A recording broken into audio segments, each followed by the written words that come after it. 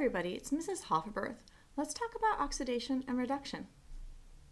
We've already talked about one way to organize chemical reactions as synthesis, decomposition, single replacement, double replacement, and combustion reactions, based on the pattern of how atoms are rearranged, moving from reactants to products. But that's not the only way to organize and understand chemical reactions. Another very important way of looking at things is to classify reactions as either oxidation-reduction reactions, so we often call those redox reactions, or not redox reactions. When we look at reactions this way, we're determining whether electrons are being transferred from one atom to another during the reaction or not. It's a very fundamental way of looking at what's happening in a chemical process. So let's start by defining oxidation and reduction. When an atom is oxidized, it loses electrons. When an atom is reduced, it gains electrons. And there's several different mnemonics to help remember this, but the one that I tend to use is oil rig. So this is oxidation involves loss, and then reduction involves gain. Again, it's about the electrons, and so you have to think about, given that electrons are negative, is my atom gaining electrons or losing electrons? So how do we know if electrons are being transferred in a reaction, you ask? Well, we need a way to assign electrons to a particular atom so we can tell if things are changing. For the record, for anything beyond ionic compounds, these are fictional bookkeeping values that don't translate exactly into reality, but they work very well for helping us understand whether electron density is being transferred from one atom to another. Okay, so here's the rules for assigning oxidation numbers. The sum of your oxidation numbers will always add up to the overall charge. So if you have a neutral compound, then the oxidation numbers all have to add up to 0. The charge is -2, you have to add it to -2. Elements are always 0. So this could be something like zinc metal, Zn, or it could be something like H2, where there's two hydrogens there, but that's still just one element. And so that's going to be 0. Or it could be something like P4. Again, any element is going to have oxidation numbers of 0. A monatomic ion, the oxidation number is just its charge. For metals in ionic compounds, the oxidation number is just the charge we've been accustomed to calculating. Nonmetals is where people tend to get a little bit tangled up. Okay, nonmetals in compounds. First off, fluorine, always -1. Other halogens are typically -1, except when they're involved in compounds with things like oxygen or sometimes other halogens, in which case they can actually have positive oxidation numbers. Oxygen is usually -2. Except when it's in a peroxide, things like hydrogen peroxide, H2O2, you have this O2 2- polyatomic ion, and that gives it a -1 charge for your oxygen. Hydrogen is usually +1, except when it's combined with a metal, and then it's -1. And we deduce all of the other elements based on the overall charges of the species. So what your tactic is going to be to look at the formula and the overall charge. Look to see are there any elements in there that are always or usually a particular charge, and use those as the basis for figuring out everything else's oxidation number. So let's take a look at these. Just a couple quick examples. H2, it's an element. Oxidation number on each hydrogen is 0. Done. AlBr3, this should feel very familiar. We know that halogens are typically -1.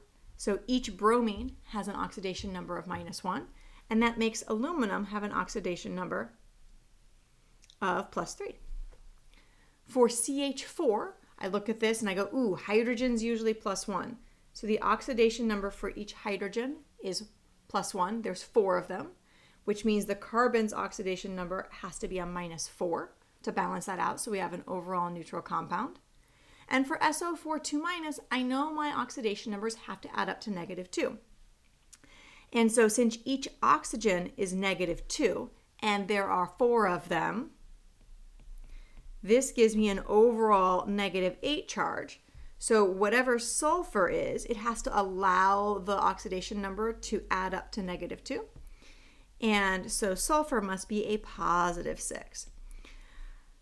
Quick word, oxidation numbers and charges are officially not the same thing. For ionic compounds, sometimes they can be. But oxidation numbers are in our bookkeeping, and we write them as +2, where charges are reality, and we write them as 2-. So Whether the charge goes before the number or after the number is just convention, depending on whether it's oxidation numbers or charges. And I will do my best to keep my words straight. But we are focusing on oxidation numbers here.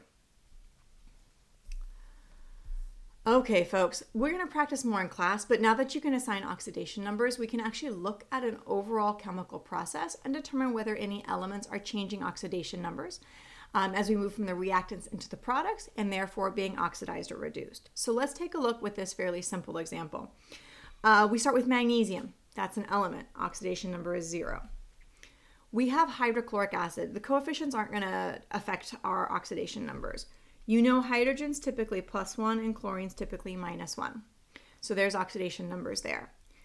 For the magnesium chloride, you know that your alkali metals are typically going to be +2, and then your halogens are typically -1. When you're writing oxidation numbers, it is for one of the atoms. So Cl each has an oxidation number of -1, although the overall, both of them give you the -2 to balance the magnesium. But oxidation numbers are for one atom. And then hydrogen is +2 here at the end. So as you look, magnesium went from 0 to +2. So it lost negative electrons. That whole double negative thing sometimes trips people up. So since this lost electrons, it lost 2 of them actually, it was oxidized. And as I look for something else that had to have gained those electrons, oxidation and reduction always come in pairs, hydrogen went from +1 to 0, which means it gained a negative electron, and so it is reduced. And so that's what your process is going to be. Find your oxidation numbers, look to see what's gaining and what's losing. That way you can figure out whether you have oxidation or reduction occurring. Lastly, we have 2 more terms that I need you to know, but sometimes cause initial confusion. And these are oxidizing agent and reducing agent. The oxidizing agent is the substance that causes something else to be oxidized, which means it itself is reduced. Meanwhile, the reducing agent is the substance that causes something else to be reduced, and therefore it itself is oxidized. Be on the lookout for the agent being tacked on to the end of your oxidizing or reducing, and recognize that this means the opposite is happening to the material itself. One final example to make sure that this all makes sense. Okay. We have cadmium metal. Its oxidation number will be 0 because it is an element.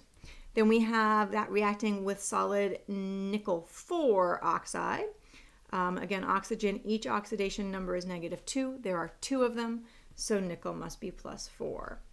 Then we've got the 2 waters, oxidation numbers being +1 and -2 in that. Here on the other side, we're going to do the same thing. Focus on the parts that you know and then figure out the parts you don't. So for hydroxide, let's see, cadmium is going to be +2. Each oxygen is -1. Each hydrogen is +1. And then for the nickel, we've got a +2 for the nickel, a -2, and a +1 for the hydrogen. And then we're looking, what's changing? Okay, cadmium went from 0 to +2. So that means that this was reduced. No, that means that this was oxidized because it lost negative electrons. If it was oxidized, it is the reducing agent. And then looking for something else that changed charge, my nickel became less positive, so it was reduced. It gained negative electrons, which makes it the oxidizing agent. And that's it. We're going to practice in class. Make sure you bring your questions in and just recognize you have a new powerful tool to analyze chemical reactions.